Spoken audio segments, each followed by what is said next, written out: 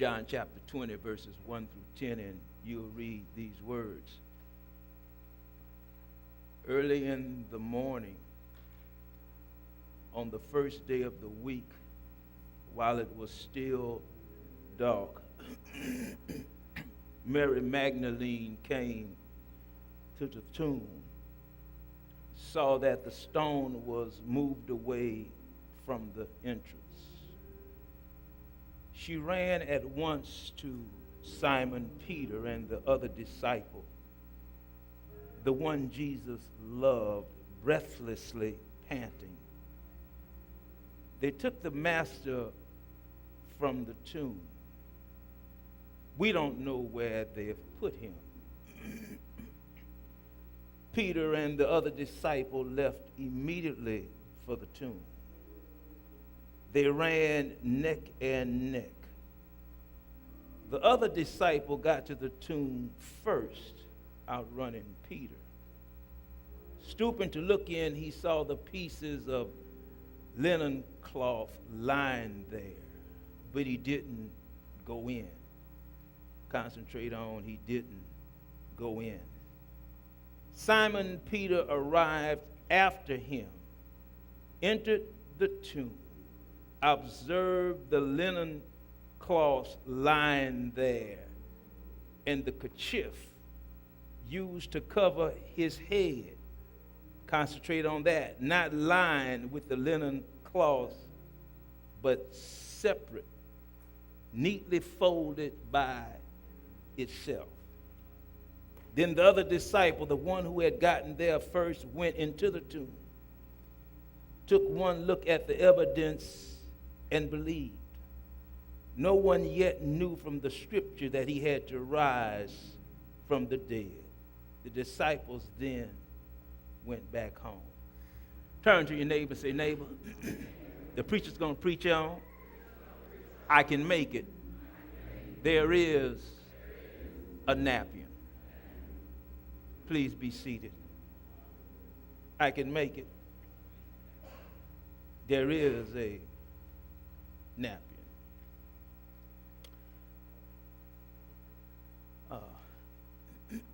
Things have changed in the year 2014 of our Lord.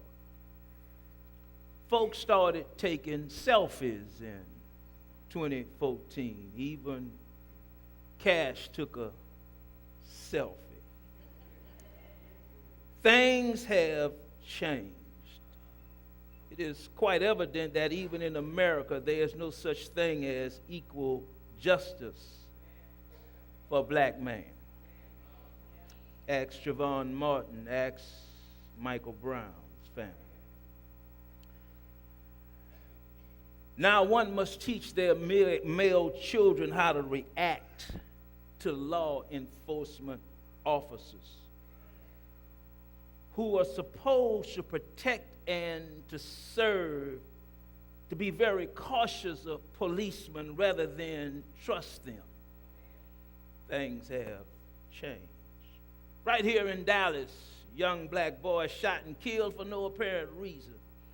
You may not care to admit it, but since President Obama became president, never has his office been so disrespected.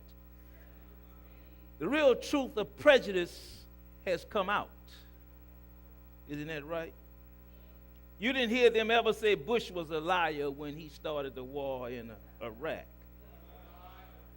You have yet to hear them give President Obama credit for the turning around of the economy. They're down on Obamacare, but more people other than black folk are happy about it. To the shores of Dallas, a young man brought us the deadly Ebola virus. Strange, he died. Everybody else is alive. I wish somebody would talk to me. There was a time when people would say good morning. But you know, even in the church, folk will pass by you and don't even speak to you. Things have changed.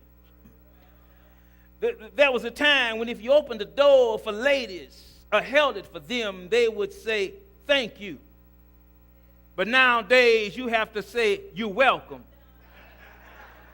Y'all don't have to talk if you don't want to. In 2014, most states legalized gay marriage, which is an abomination unto the Lord. And we have the nerve to keep on our currency, "God bless America." In 2014, grass was legalized. America has become like Sodom and Gomorrah. But back in the day, particularly when it came time to eat and how to worship and act in the house of God, you were taught. Dinner time was a time when the family would discuss the events of the day. Now everybody go their own way. At the dinner table, you learn what fork to use. You learn how to sit. And you learn you don't sing at the table. Is that right? I know I haven't preached in a while. Y'all get to it. When you went to church, you learned how to act in church. Sad to say, I've come to realize that your etiquette sometimes says something about your upbringing and also the people who raised you. Those of you who just may be grappling with the word etiquette, it is defined as how one should carry themselves in public, as well as how one should handle themselves inside the walls of the church. Your upbringing is revealed in the kind of behavior that you display wherever you are. Jesus was a boy who had been taught great etiquette by his mother. For in the text, Jesus uses to preach and prophesy. Y'all just stay with me and allow me to unpack this thing for you. We often hear about Mary full of grace. We see Mary at the wedding in Canaan. We can picture Mary at the foot of the cross, but in the biography of this text, it proves that Mary was a stickler for etiquette, and that she raised her son Jesus to mind his manners. Turn to your neighbor and say, "Neighbor, are you minding your manners?" Which I don't see much in this day and time, but back in the day, you knew not how to get into grown folks' conversation. Back in the day, you knew how to talk. You knew not to talk back to your mama or your daddy or any older person. Because if you did that, you just might find yourself getting a backhand and falling and coming off the floor. Y'all don't want to talk to me right about now.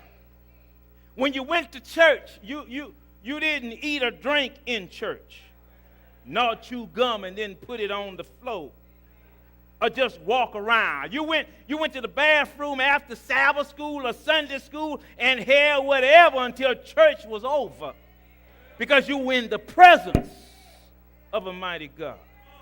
If you were acting up in church, all mother or daddy had to do was give you that certain look. And if you were really showing out, mother had a way of pinching you, and you better not holler, because you know it's still hurting you. I wish somebody would talk to me. I'm not just talking about children. I'm also talking about grown folk. One should not be Facebooking in church, texting to carry on a conversation. I wish somebody talked to me. Just the other day, right in Walmart, a mother said, I'm standing in line. A mother says to a child, "Put that back. Put that back." I said, "Put that back." He proceeded to open the candy and start eating. All the mother said was, "I asked you to put that candy back," and at the same time paying the cashier for the candy. I said to myself, I wish that was mine. But Mary raised Jesus how to have manners. Look at the text. They have come to the tomb. Now, when they enter the tomb, they receive a revelation when they go into the tomb. It's in the text. The woman stood outside of the tomb and miscalculated what was happening. It was only when Peter went inside of the tomb that he discovered a revelation, because there is some revelation concerning your life that you will never receive staying on the outside. Evidence is always found when you go a little closer to God's divine personality for your life. The reason so many of us are missing what God is trying to reveal to us is because we stay on the outside of developing a relationship with God. And when he's asking us to step inside and develop a more relationship, then now I lay me down to sleep. I pray my Lord, my soul to keep. You see, the minute you get closer to God, he will reveal some things to you, something in your life that you cannot handle until you get closer to God. John is very particular about how he describes what he sees inside of the tomb and how things are placed inside of the tomb. John says, look at the text. John says the burial clothes were placed in one spot, but only John points out something else. John says the napkin which was used to cover the face of Jesus is in a different spot than the rest of the clothes. Look at the text. For John to say that, inquiring minds must ask why. I mean, if I was being raised from the dead, I don't think I'd care about where my grave clothes were. I mean, nobody says what Lazarus did with his grave clothes. The text tells us, Jesus says, Lazarus, come forth. Lazarus comes out of the tomb. Jesus says, loose him, let him out of his grave clothes. No writer of the gospel tells us where or what Lazarus does with his grave clothes. Turn to your neighbor and say, lesson. Say lesson. Lesson. In the Jewish custom, every child was taught that at dinner time you sat at a certain place. That was Jewish custom. Not only that, whoever was the servant of the house, they would sit the table and then leave. The servant would not stay around while the family was eating, but they would watch carefully from a certain location. Don't forget that. From a certain location to discover when to come and clean off the table. The servants would not return while the family was eating. But they knew when to return by watching the napkins of those who were eating. When to clean off the table, you're going to catch it shortly. I said they knew when to show up by watching the napkins. You haven't caught it yet. I said they knew when to show up by watching the napkins. But when the person who was eating was finished, get this good, when he was finished eating, the napkin would be thrown up, balled up, and thrown on the table, indicating that the person was finished eating.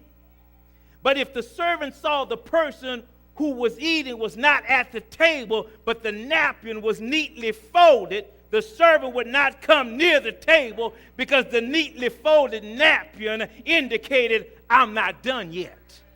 I'll be back. I think right about now you should begin to start shouting, because you see, if the person folded up the napkin, it was a sign, don't mess with my stuff, because I'm not finished. Message. Jesus was sending a message. I'm now the master of death, and I can make transformations. Message. I'm not yet done yet in your life or with your life. Message. I'm not leaving you. I'm coming back because I'm not through with you yet. Well, listen at this. Listen at this. Don't let me fool you or mislead you. There is something that Jesus has finished. Oh, yeah. He has finished the plan of salvation. Is that right? But what Jesus is still doing is he's given us life and life more abundantly. What Jesus saves and said is, I've saved your life for eternalness. All you have to do is to follow what I told you to do. Is anybody in here who can shout because you know Jesus is still doing something in your life? I mean, can I get a few veteran Christians who remember when?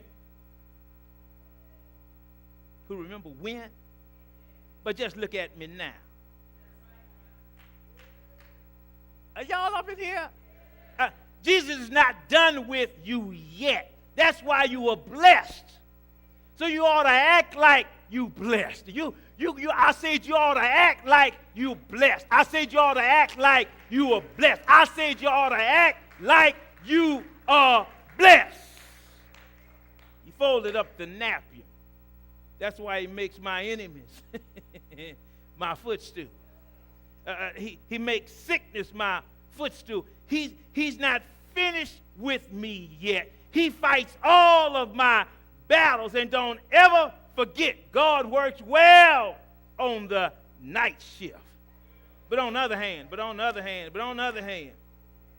Jesus has finished some things. And so I can shout today because there are some things I'm finished with. Some stuff I'm not dealing with in 2015.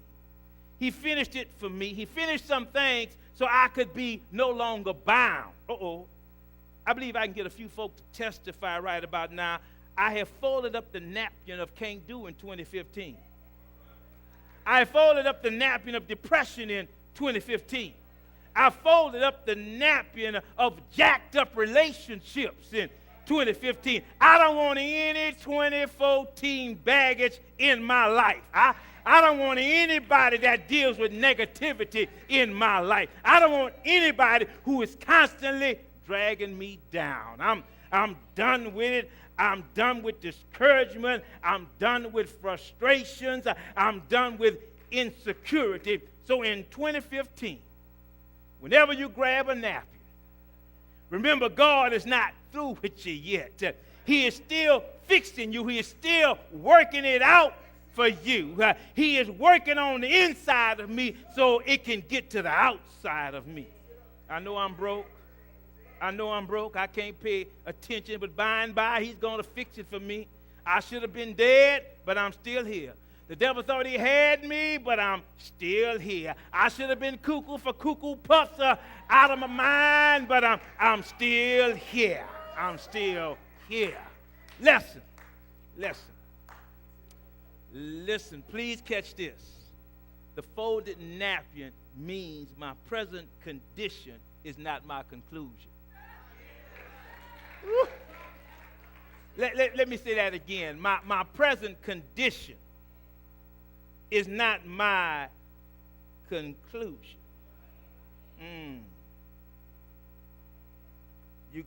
I need you to touch your neighbor.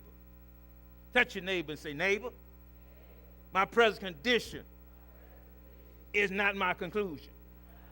You got the wrong neighbor. Touch the other neighbor.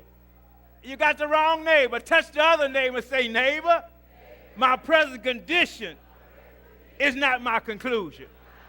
You got the wrong neighbor. You need to turn around, touch another neighbor, and say, neighbor, my present condition is not my conclusion. Listen.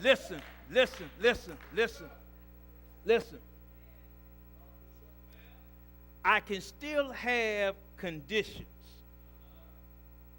Oh, y'all missed that. I can still have conditions because salvation doesn't make me condition free. Hello, somebody.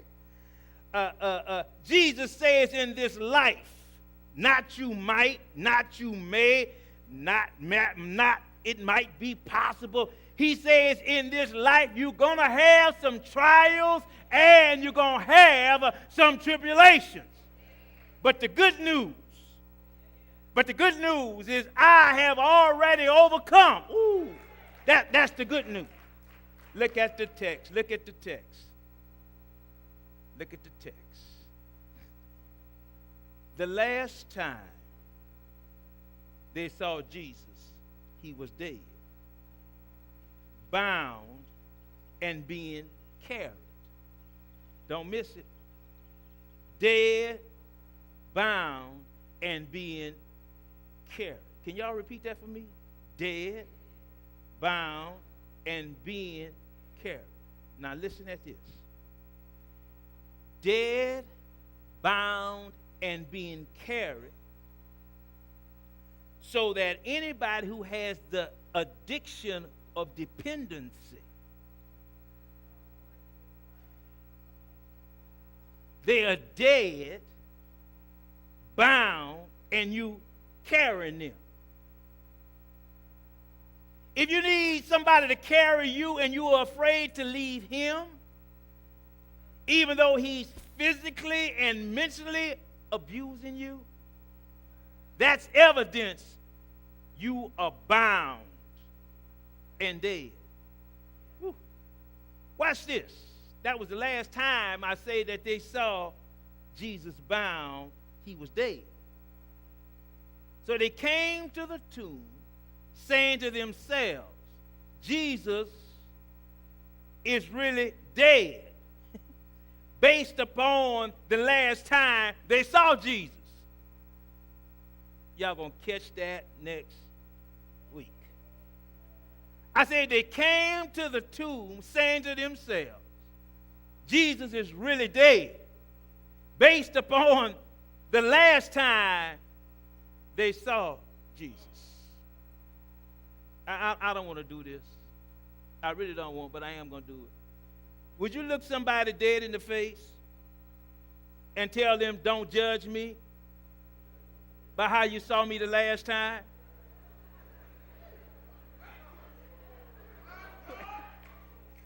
See, the last time you saw me, I might have been jacked up, crazy, going through something. Might have been looking like if one more person look at me, I'm going to tell them I'm going to lose my religion. Oh, come on, don't judge me on how you saw me the last time, because God has a way of flipping the script. He has a way of flipping the script. Before you see me the next time, I will be changed. Let me ask this question. Anybody's script in here been changed? You used to, but now you don't? I could barely walk around, but look at me now. I can make it. I'm trying to catch my wind here. Just hold on. I mean the Holy Spirit wind. I don't mean I'm out of breath.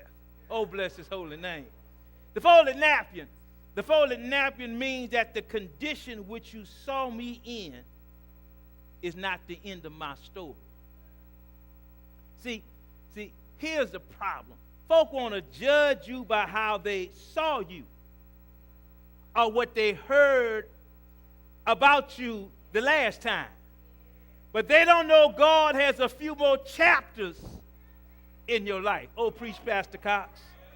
I'm not done. Just because I have a difficulty, I'm not a failure. Just because something has failed does not mean that I'm not trying to fix it. I don't know what your condition may be. Maybe you frustrated, no job, no relationship. I believe we're all frustrated over this.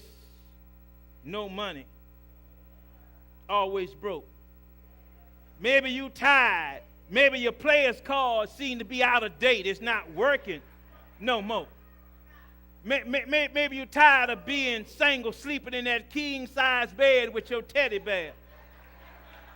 Maybe you just broke and disgusted. Maybe you just come through a divorce and it left you feeling insecure and emotionally drained. Maybe you've been trying to find a job for 6 months. I don't know what your condition is today, but I stopped by here on my way to heaven to tell you that Jesus hasn't given up on you. So don't bail your napkin and throw it away. Don't have no pity party. Know that Jesus is still on your side. As a matter of fact, I'm a living witness that God will use your condition to bless you in a way you never could have been blessed unless you have had the condition you were in. Notice I said the condition you were in. Because you see, God will turn around and make your condition your testimony. See, I'm not talking to you stuffed up folk who act like you never been down in the dumps. Let me talk to some real folk in here who had some real conditions, who can stand up and testify, God took your condition and blessed me so much that my condition became my testimony. Because every time you remind me of my condition, I have to get my shout on. Oh, yes, I've had some conditions, but don't mistake my wounds for weaknesses. Just because I've had some wounds, don't think I'm weak. As a matter of fact, my battle scars remind me how I kicked the devil into you-know-what, and how the devil had to run from me. Anybody in here with some wounds? I said, is there anybody in here with some wounds? All I know is I heard David say, when I went to the Spirit, oh, where can I flee from your presence? If I ascend into the heavens, behold, you are there. If I make my bed in hell, and if I take the wings of the morning and dwell in the utmost parts of the sea, even there my right hand shall see you, and it shall guide me. If his eye is on the sparrow, I know he watches over me. See, anybody can shout when you're not having no conditions. Anybody can smile when you got a good job. Anybody can praise God when there's nothing going on, nothing going wrong in their lives. But if you're having some trials and tribulations, don't ever forget that the napkin has been folded and God is still there. Can I have a couple of more minutes? Last lesson. You cannot determine my destiny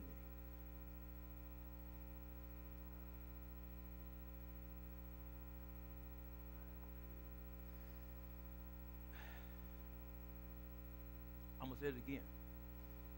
You cannot determine my destiny. I'm going to say it again.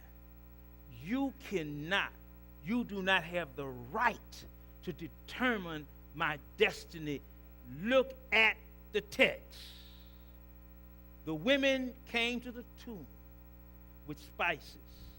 They brought spices to the cemetery to preserve a dead body from decaying. Meaning, getting spices is a demonstration that these women have no expectation that Jesus is alive. Because if they expected Jesus to be raised on that Sunday morning, they wouldn't be bringing spices to the grave. Oh, yeah. These women decided Jesus' destiny before they investigated to see how it really was. Ooh. Y'all, we're going to help Jesus, they said, stay dead.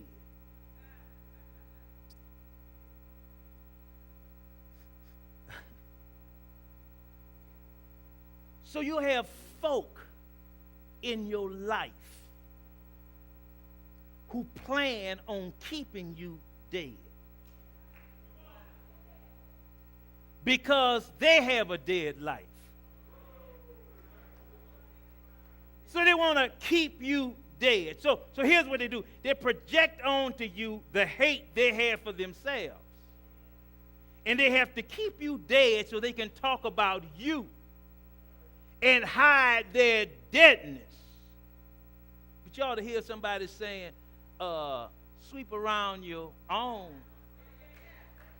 front door before you start trying to sweep away mine. In other words, don't bring no negativity in my life. Keep that to yourself. Some folk just got to complain.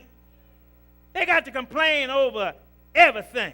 Now the text says they bought spices, meaning they have come to an agreement as to what Jesus' condition is, meaning they have defined what Jesus' condition is based on what they observe.